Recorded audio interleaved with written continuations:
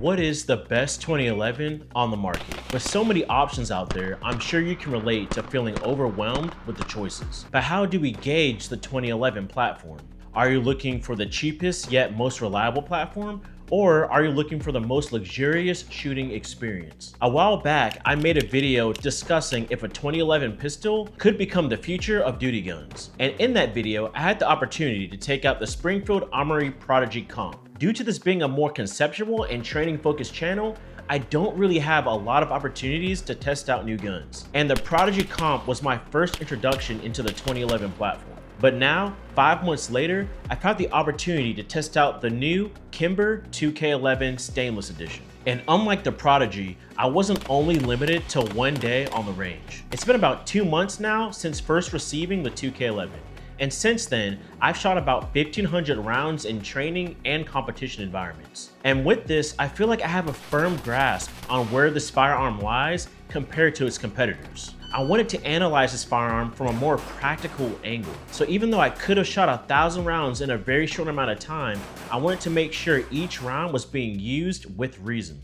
Now, I want to disclose my relationship with Kimber. Funny enough, I don't think I was actually on Kimber's radar at all. A little while ago, I attended the Atlanta NRA convention to see some of the new guns that are coming out. And Kimber had a booth set up next to some other companies that I wanted to check out. So I walked up to their 2K11 table and asked a few questions. And after a very interesting and in-depth conversation with one of their reps, I asked them if I could take a look at one of these for myself. And this is because I wanted my audience to have a chance to hear what I have to say about the gun. And just like that, the marketing team agreed to my terms. I wanted to say this because I didn't want to just leave it at Kimber sent me this firearm. A lot of you guys have messaged me about starting your own channel, and I highly encourage this. And sometimes in order to get opportunities, you have to put yourself out there. There is zero difference between someone like you and someone like me. So if you're just starting a channel, reach out to some of these companies or talk to them in person about opportunities such as this. All right, back to talking about the Kimber 2K11. In this video, of course, I'm going to cover all the specs of this firearm. But most importantly, towards the end, I'm going to talk about my personal opinions about this gun after 2 months of using it. I have some positives and I also have some negatives. So make sure you stick all the way to the end to hear my full review. So as you can see, this is Kimber's stainless steel model of the 2K11. I believe this comes in just over $2,200 MSRP. They do have 2 other models, one coming in black and one coming in more of an orange color that they offer on their website. But the stainless steel version seems to be like the in-between trim that now I honestly think is the better choice for most people. This gun comes in around 35 ounces with an empty magazine. And for those of you that have been following the channel, you know that I primarily shoot M&Ps. And those sit just under 30 ounces. So the difference in weight is pretty noticeable, but not to the point where I feel like I couldn't move the gun as fast as my M&Ps during transitions. I also mounted the Surefire X300 onto this gun just to add a bit more weight, but most importantly, to enable me to use this in my universal holster that I have from Tier 1 Concealed. If you want to see a video on that holster, you can go to my channel and check it out. This gun comes with a 5-inch fluted barrel, and honestly, it's more accurate than I could ever be. And I really found that I was able to get the most out of this bull barrel. For the most part, you'll never match the accuracy the gun is able to provide. But even during some build drills, I found that I was able to keyhole some of my shots at a rapid pace. So no complaints there. And another really cool feature about this gun is the toolless guide rod.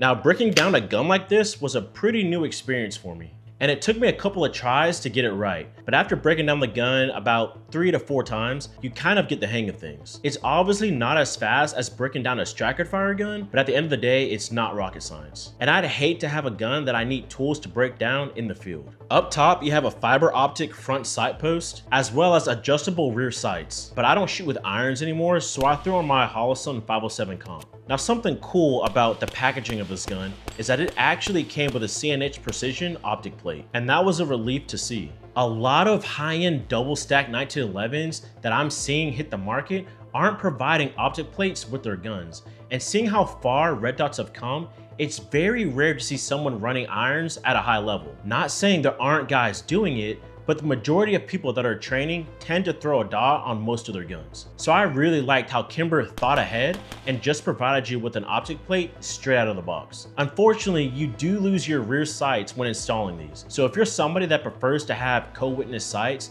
That's something to consider. Again, I don't really care because I don't really run irons or care about co-witnessing, so that wasn't a big deal for me.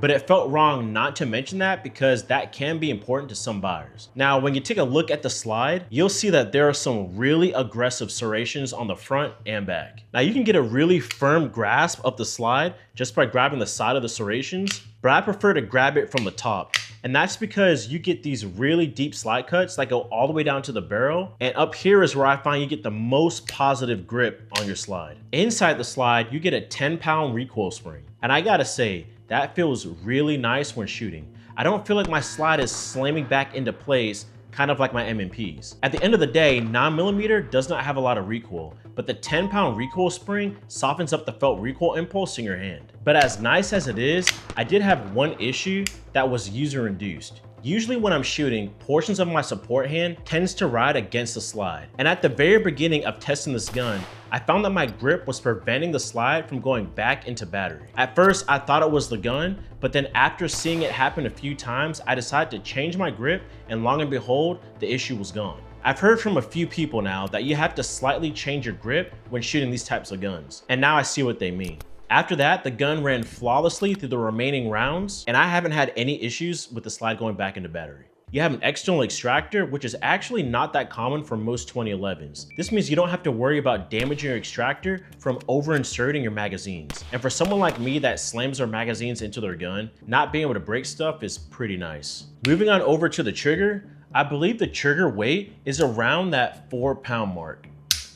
It's definitely lighter than what I'm used to, but with it being so low, I found that it allowed me to run this gun as fast as I wanted. I'm not a huge trigger snob because at the end of the day, when you're shooting aggressively, you're not going to pay attention to how smooth it breaks and how crisp the reset is. If you're seriously shooting your guns, you're going to be focused on a lot of other things, and your trigger pull is going to be a lot more aggressive and violent. Not adding input into the gun is what you'll be more concerned about. So I'm not gonna dive deep into what I think about the trigger because it works, it's light, and it gave me 0 hiccups. But another feature that complements the trigger is the safety. Like I said, the trigger is very light, so having a safety on a gun like this only makes sense. I've seen some safeties either loosen up or break over time. And this can even happen on guns you may consider duty rated. But the safety that Kimber put on the 2K11 is just as tactile as it was the first day I got it. It doesn't feel like anything is coming apart inside of here. And I do like that you have to intentionally actuate this in order for this to go off of safe.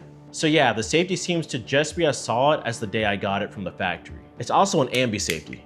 I forgot to mention that. Moving over to the grip. So under the trigger guard, there is a very nice undercut. At first, when shooting this gun, I unknowingly found myself liking how the grip felt in my hands. But when I started thinking about why I enjoyed the grip so much, I quickly noticed how well my support hand married my firing hand under the trigger guard. Now, we're gonna be going into my first gripe about this gun, and that's the mag release. And I have mixed feelings about this. Not because I've had any issues per se with its functionality, but rather how far it sticks out. I don't want to say this is a hard negative about this gun, because at this point, it comes down to personal preference. But I like more low profile mag releases, because if they protrude far enough, I tend to actuate them when forming my grip on the pistol. You can say this is a training issue, but it's just how I grip my guns. So during the whole review, I actually hit the mag release by accident 3 times. And unfortunately, one of those times was at a match.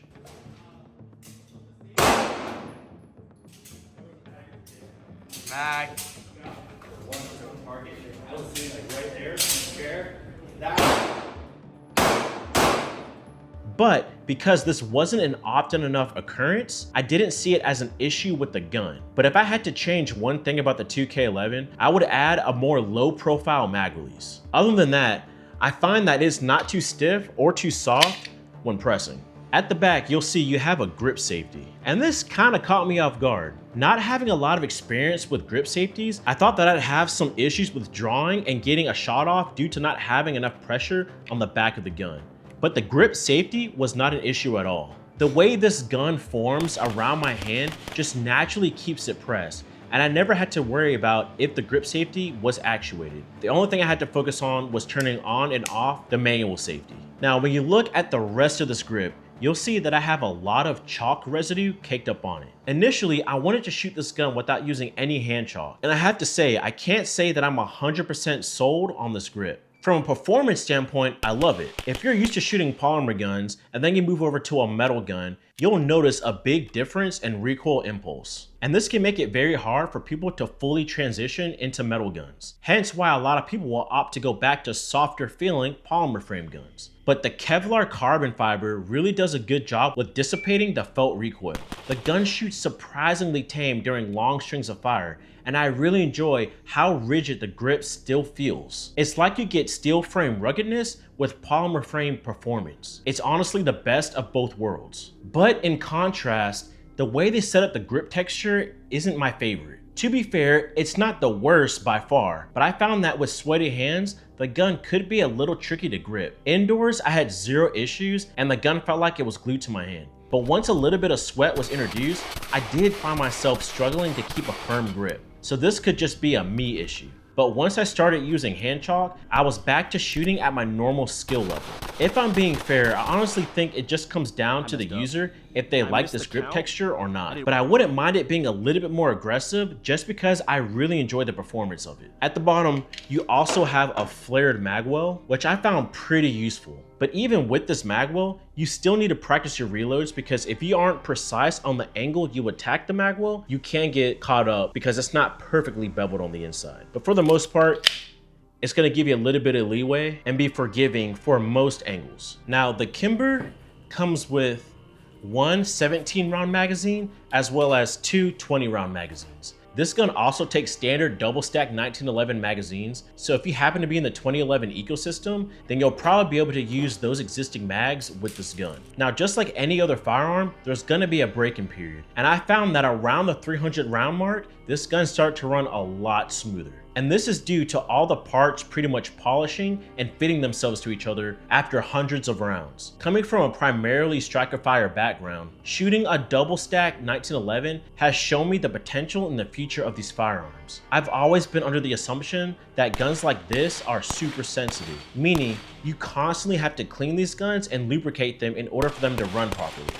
But I did something a little bit unconventional when testing this gun. I know you're supposed to clean your guns as soon as you get them, but I wanted to go through this review without cleaning this gun a single time. So pretty much I took the gun straight out of the box, checked for any issues, and then immediately started running it. Now, do I advise that you do the same thing?